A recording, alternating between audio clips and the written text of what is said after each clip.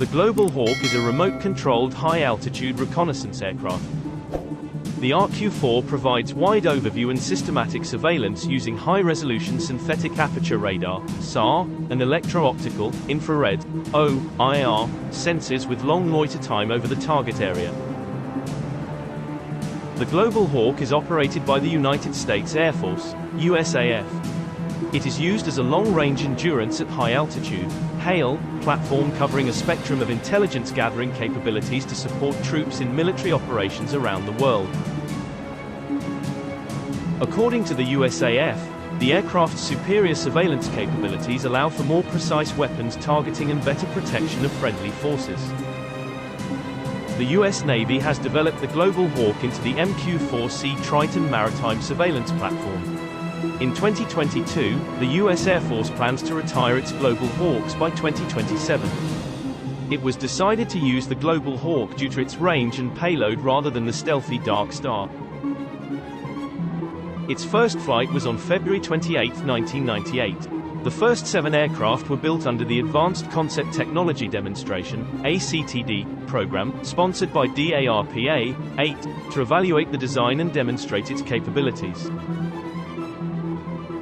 While the Global Hawk remains aloft to conduct surveillance, the Triton climbs to 50,000 feet, 15,000 meters, to view large areas and can descend to 10,000 feet, 3,000 meters, to gain further target identification.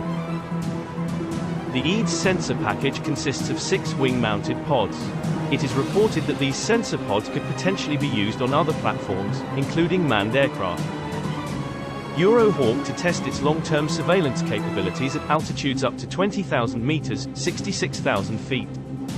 RQ-4B equipped with OBC and SIRES-2 CU2 sensors.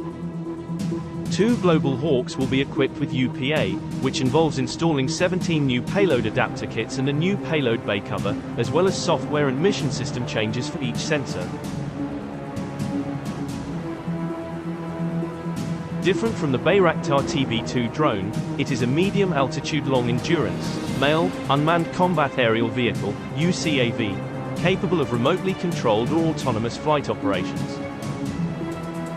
The aircraft is monitored and controlled by the flight crew at the ground control station, including the use of weapons.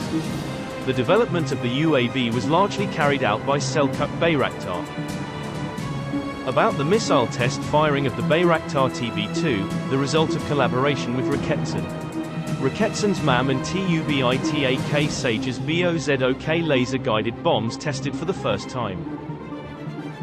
The armament of the Bayraktar TB2 would not have been possible without the help of the UK Hornet micro-ammunition bomb rack by Edo MBM Technology Limited. The Bayraktar TB2 platform has a mixed-wing body design with an inverted V-tail structure. Thrust is generated by a variable-pitch 2-bladed propeller in a pusher configuration. The propeller is mounted between the tail booms and is driven by an internal combustion engine located in the body. The monocoque platform is modular with removable key items such as the wings, tail boom and V-tails. The Ground Control Station, GCS, is based on a NATO Special Protection Unit equipped with a cross-redundant command and control system. This mobile unit supports 3 personnel: pilot, payload operator, and mission commander. The GCS is equipped with redundant air conditioning and nuclear, biological, and chemical screening units, NBC. Each operator has dual displays on the front along with operator interface software used for real-time command, control and monitoring. The remaining TB2 drones have shifted from attack to reconnaissance, staying out of range of Russian air defenses and using more advanced optics and sensors to guide other drones. Ukrainian attacks have allowed TB2 drones to be used again in airstrikes. Ukraine, Kyiv is said to have used these drones to attack Russian tanks, patrol boats and a number of other defense equipment.